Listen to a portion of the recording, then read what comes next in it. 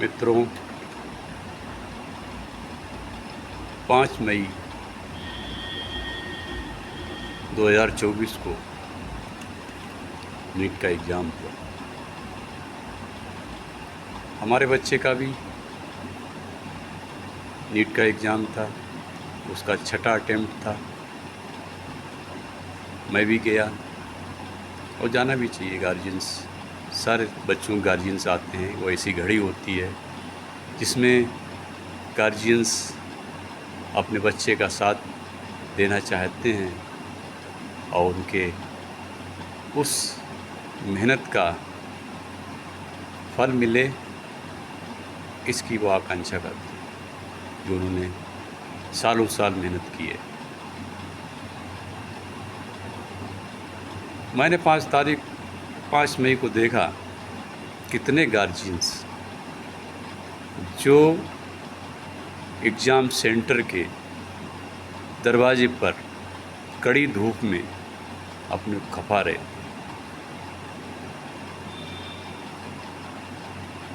और कहीं आसरा नहीं मिल रहा था, दूर दूर तक छाई नहीं थी। जो बच्चे, गार्जियन, जितना परिश्रम बच्चों ने किया उससे ज़्यादा गार्जियन ने भी किया। जब ओमार सीट आई, बच्चे खुश थे, नंबर लगभग अच्छे आ रहे थे। हमारे बच्चे के भी 650 नंबर बने। बड़ा आश्वस्त थे। इस बार अपनी 6 साल की मेहनत बच्चे के रंग लाई और उसको एक अच्छा कॉलेज मिल जाएगा। पिछली बार 1 नंबर से रह गए, उससे पहले 2022 में 1 नंबर से रह गए। वो दर्द सारा इतना ज़्यादा था कि अब कैसे न कैसे हमको हमारे बच्चों को कॉलेज मिल जाए। 650 एक अच्छा नंबर है। 720 में अच्छे अंक हैं और इस तक पहुंचने के लिए बच्चे को बहुत मेहनत करनी पड़ती है। मित्रों, में बड़ा प्रसन्न था जब तक रिजल्ट नहीं आया। रिजल्ट की उम्मीद 14 जून को, जैसा कि बताया एनटीए ने कि हम 14 जून को रिजल्ट निकालेंगे। 14 जून के लिए आश्वस्त थे कि रिजल्ट आएगा, रैंक अच्छी आएगी, बच्चे का एक अच्छे कॉलेज में एडमिशन होगा। लेकिन जब 4 जून को मेरे पास फ़ोन आया कि भाई साहब, आप देखिए नीट का रिजल्ट आ गया है, लेकिन रैंक बहुत हाई चली गई है, तो आप यकीन नहीं मानिए, मेरे पैरों के नीचे से मिट्टी खिसक गई हो और मैं कांपने लगा। ये क्या हुआ? क्या मेरे बच्चे के साथ भी ऐसा होगा? मैंने तुरंत इंटरनेट खोला और उसका एप्लीकेशन नंबर डाल के जैसे ही डाउनलोड किया तो रैंक थी 28,000 के पार। और 28,000 पर कोई कॉलेज मिलने वाला नहीं। पिछले साल 22-23,000 रैंक थी, तब कॉलेज नहीं मिला। उससे पहले 22,000 रैंक थी, तब कॉलेज नहीं मिला। अब तो 28,000 रैंक है, कहाँ कॉलेज मिलेगा? कोई कॉलेज नहीं। प्राइवेट पढ़ाने के लिए सामर्थ्य नहीं है। ऐसी हालत में और कुछ ही घंटों के बाद पूरे देश में कोहराम मच गया और एनटीए ने, कहते नहीं, जिसकी दाढ़ी चोर की दाढ़ी में तिनका, वो तिनका ही था कि अपने अवगुणों को छुपाना और ऐसे टाइम पर रिजल्ट को घोषित करना जब पूरे देश में इलेक्शन, मेंबर ऑफ पार्लियामेंट के इलेक्शन के रिजल्ट आ रहे हों और उसी में अपना रिजल्ट एनटीए भी घोषित कर देता है। जब लोगों ने देखा कि इसमें 67 बच्चे रैंक फर्स्ट में, इन्हें 720 में 720 नंबर हासिल किए, और उसमें भी 2 ऐसे भी बालक जिसमें 718 719 नंबर, संदेह के घेरे में आ गए। ये कैसे हो सकता है? ये किस तरीके हो सकता है? आवाज़ उठी, कुछ देर के बाद एनटीए का एक नोटिस आया कि हमने नॉर्मलाइज़ किया था। कैसे नॉर्मलाइज़ किया था? कि इनको हमने ग्रेस मार्क दे दिया। ग्रेस मार्क किस बेसिस दे दिए? तुमने अपनी जो इन्फॉर्मेशन बुलेटिन था उसमें कहीं भी इस चीज़ का जिक्र नहीं है। अगर कोई टाइम लॉस हुआ, आपने सवाई माधोपुर में कुछ पेपर कराया, वहाँ पर समय के बदले समय दिया, यहाँ पर कैसे तुमने समय के बदले ग्रेस मार्क दे दिए? एनटी ने कबूला हमने 1563 बच्चों को ग्रेस मार्क दिए हैं और 4 सेंटर दिए। ग्रेस मार्क तो किसने वाले नहीं है, कोई 2-4 नंबर का ग्रेस नहीं है। 150, 200 जितना भी आया वो सबको ग्रेस दे दिया गया।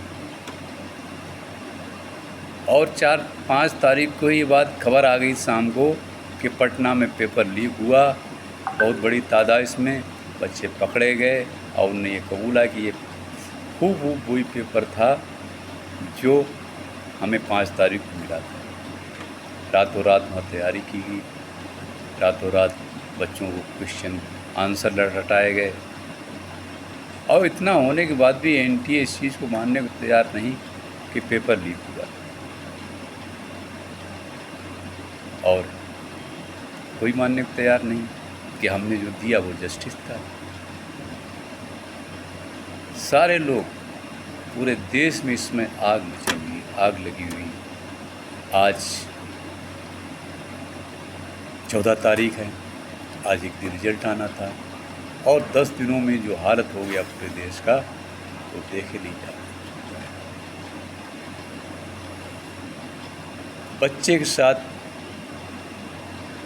बच्चा अकेला तैयारी नहीं करता है, उसके साथ उसका परिवार पूरा लगता है। आप देखोगे कि किताबें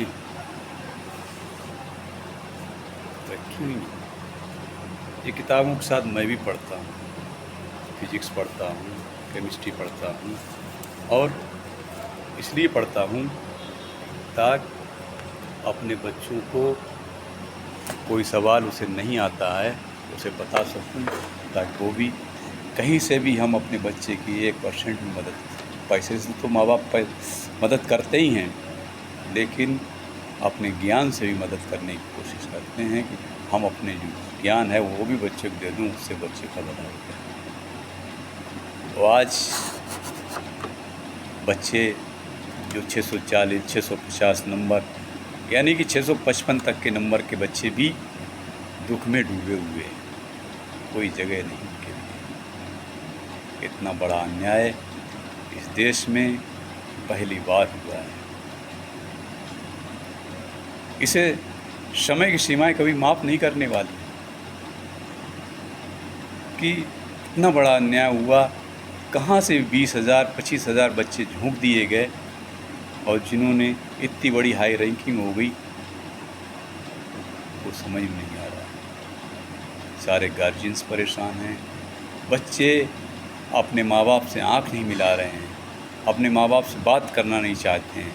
वो अपने आप को दोषी मान रहे कि हमने, काश हम 720 क्यों नहीं ले आते तो हमारा भी सिलेक्शन हो, हम 680 ले आते तब हमारा सिलेक्शन हो जाता। अपने आप गिल्टी समझ रहे हैं, लेकिन उसकी कोई गलती नहीं। जितनी मेहनत की उस मेहनत का उन्हें नंबर तो मिले, लेकिन रैंकिंग नहीं मिली। रैंकिंग इतनी हाई मिली जिससे कोई भला होने वाला नहीं। मैं देश के प्रधानमंत्री माननीय नरेंद्र मोदी जी से दरख्वास्त करता हूँ, इस परीक्षा को, इस परिणाम को तत्काल प्रभाव से रद्द किया जाए और नए सिरे से एनटीए की परीक्षा हो, नीट हो, जिससे बच्चों की भलाई हो सके, उनको एक नया मार्गदर्शन मिल सके और भविष्य में ऐसी गलतियां ना हों, इस चीज़ को पूर्णतया विश्वास दिया जाए। बच्चे आश्वस्त नहीं हैं, बच्चों में विश्वास नहीं आ रहा कल हम तैयारी करें तो किस विषय से करें, किस उम्मीद से करें। इस देश में ऐसी घटनाएं क्या ज़रूरी है कि अभी हुई दोबारा भी हो सकती है जब तक ये सरकार इसके ऊपर ठोस कदम नहीं उठाती है, अपना दायित्व नहीं निभाती है। इस देश में बच्चों के भविष्य के साथ खिलवाड़ करना बहुत बड़ा गुनाह है।